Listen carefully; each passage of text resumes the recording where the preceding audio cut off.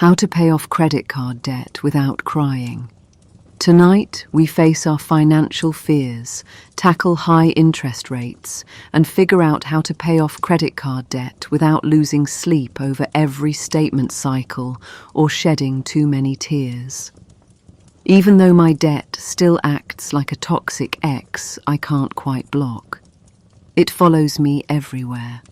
On my grocery runs, into my late-night overspending sessions, and even when I'm sticking to my budget, we still find ways to meet in the checkout line. I've tried to save money, to pay it off without losing my mind, but somehow we keep finding our way back to each other. Before I can move on to a healthier relationship with money, I have to deal with the one that's been draining me dry. The first move I'm making to finally dump this toxic ex is to cut off the most expensive one first, the one who drains me fastest, the one who wrecks my finances worst, the one who turns every "I miss you" into a bill with interest. I still give the others just enough attention to keep them from causing drama. But this is the high-interest, high-maintenance ex who costs me the most to keep around. So I take every spare dollar, every surprise refund, every side hustle tip, and send it straight towards shutting them down. Because I know exactly how this ex operates. It shows up when I'm lonely, takes me somewhere expensive, and then ghosts me for 30 days before sending me a bill. My credit card is my worst ex. Always calling at the worst time. Always wanting more. And every time I swear I'm done, I go back. I know it's bad for me. I know it's using me. He is not Prince Charming, but his price is charming. The kind that comes with points, cashback, and just enough buy now, pay later options to make me forget the last fight, even though I know the damage to my credit score isn't right. Am I pre-approved?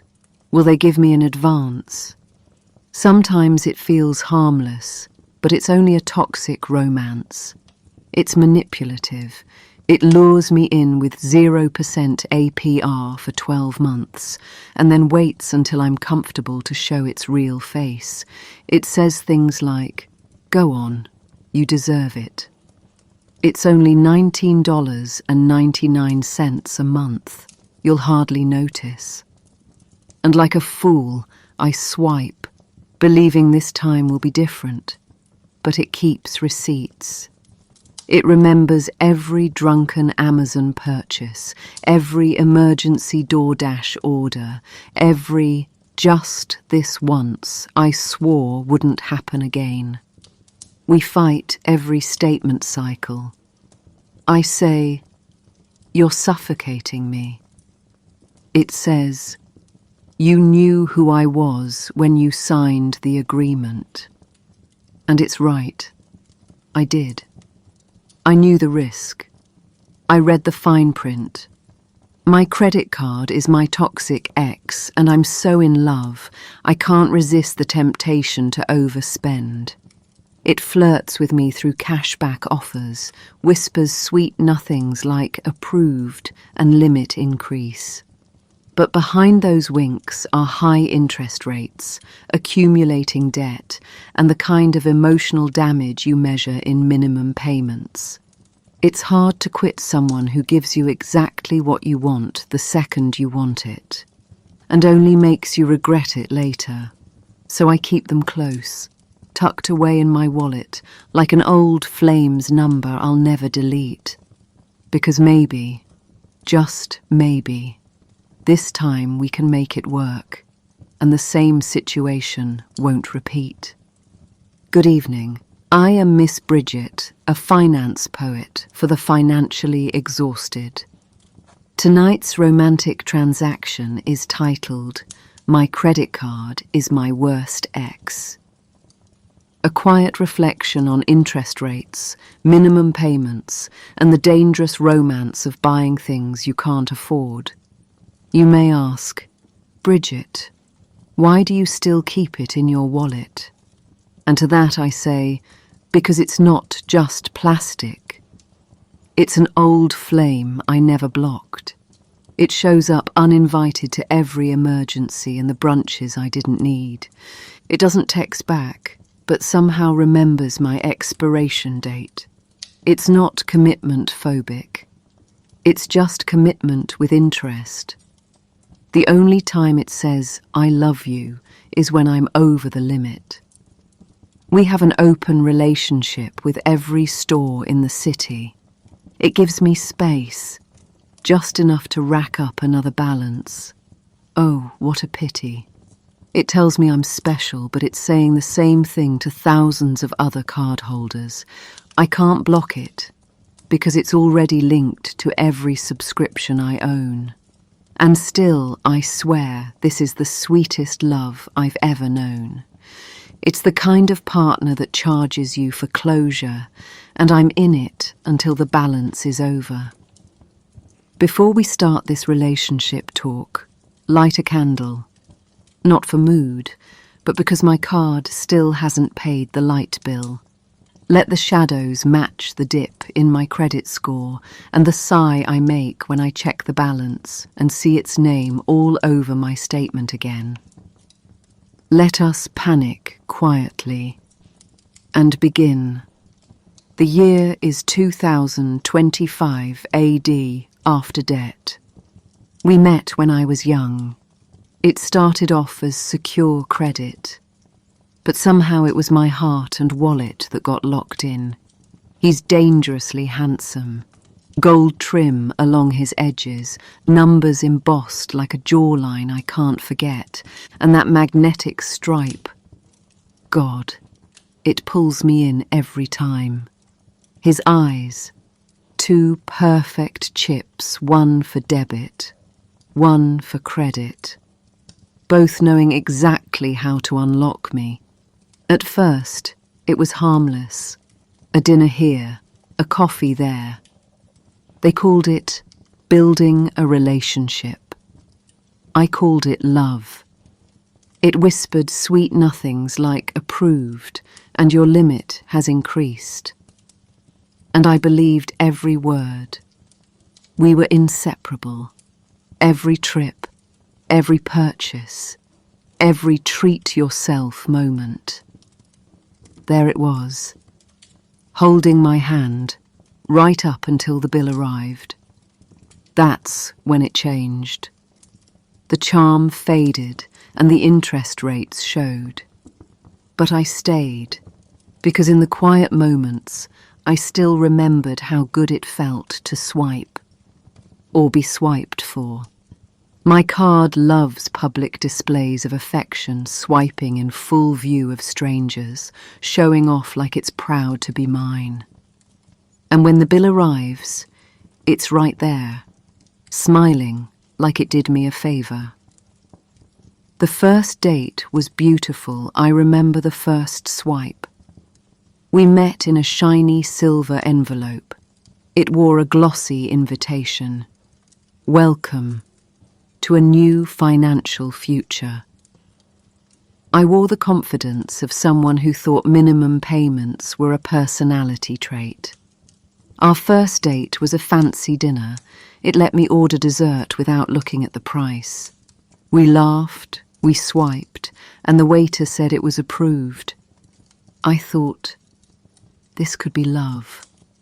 What have I got to lose? My friends did give me a warning. They call it unstable. Even my savings account sighs every time it sees us together. But I tell them, you don't understand. We have history together. I've made breakup attempts. I have left it before. Locked it in a cold, lonely drawer. Buried it in the freezer next to the regretful pints of ice cream. I even cut it in half once, but it still showed up in my digital wallet, smiling like I never tried to end it. He remembers my birthday, but it's never a cake and candles moment. Most of the time, it's just a promotional excuse to get me to spend more during my birthday month. A fake smile in the form of an email. Happy birthday. Here's 5% off when you spend $500. Not a gift. Just another setup for the bill I'll get after the party's over. No matter how ugly it gets, I always answer when it calls. Emergency vet visit. Swipe. Car battery dies. Swipe. A hotel room I can't afford but desperately need. Swipe. It's always there for me as long as I agree to pay for the comfort with interest. And so we reconcile, no matter what, because it's the best love I've ever known. No one else can make me smile while simultaneously charging me for the privilege. I'm in love despite the damage. Yes, I know he's ruining me. Yes, I've seen the statements. But when he treats me right, when the cashback hits, when the points roll in, when he buys me something shiny without asking, I forget every late fee he's ever given me. He can drain me dry and still make me feel rich at heart, even if it's for a moment, and that's the worst part. And maybe one day I'll finally leave him for good, trade him in for someone safer, someone who won't keep me up at night doing math in the dark. But tonight, he's still in my wallet, still in my life, still in my heart, our balance hanging by a thread, our love forever on the verge of decline. So yes, my credit card is my toxic ex. Yes, I'm still tangled in this messy romance. But this year, the Avalanche method is my only chance at a breakup with an exit plan. One payment, one heartbreak, until financial freedom is finally my new man. Hello. My interest rate dodging darling.